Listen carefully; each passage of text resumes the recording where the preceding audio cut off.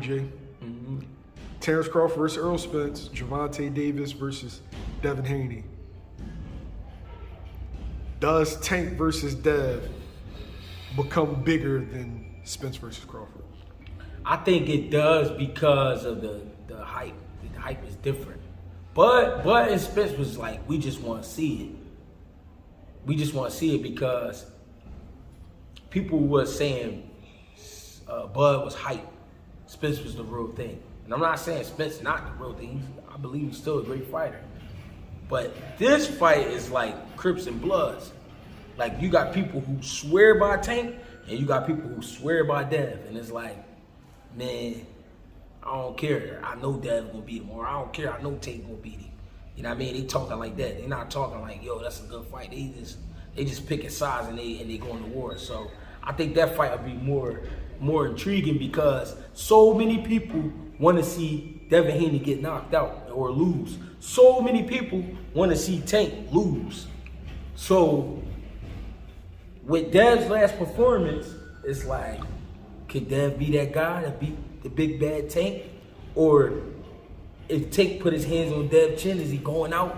Like, you know what I'm saying, it's people who really hate Devin Haney, and I don't know why. Because he's never came off as a nasty kid. Yo, I don't know if it's Bill or just it's partially Bill. Yeah, I think it is mainly Bill because Bill talk his shit and he swear by it, and he just put it together. He put it together so good. He talked shit. He talked the best shit. But again, he got a product that he can stand on.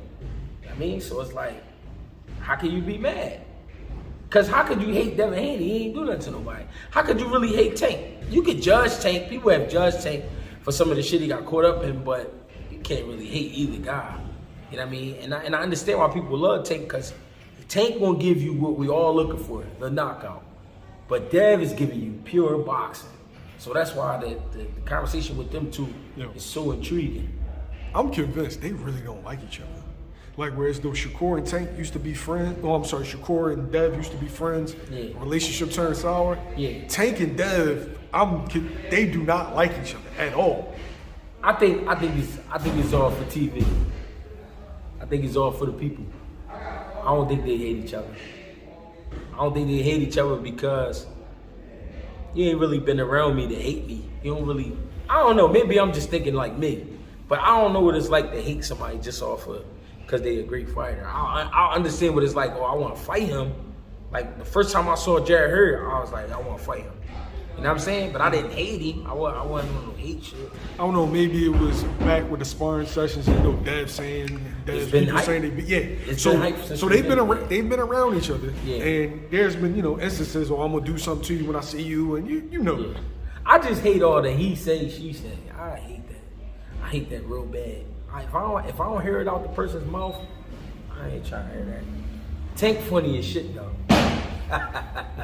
Tank, one thing Tank learned how to do, Tank learned how to sell, man. He learned how to sell. He learned how to talk his shit. He learned how to do little shit that make people be like, yo, Tank crazy, I gotta check him out.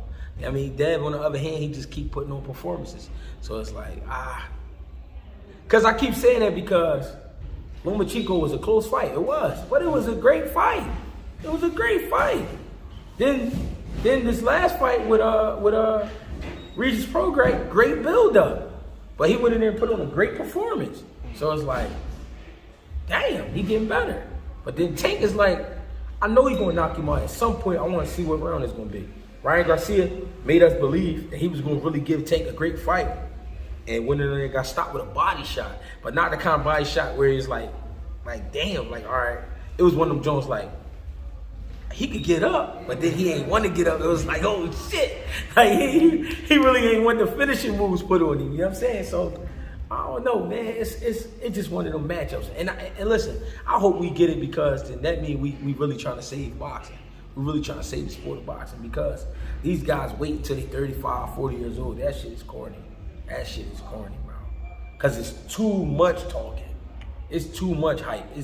The media shit is going crazy.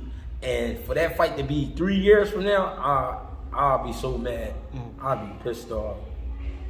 And I feel like when you leave too much time in between fights, shit happens.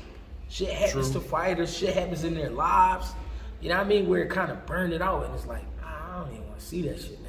I don't want that to happen with either guy. I want these guys to be in their prime like they are right now and get ready to rumble. I mean, that'd be great.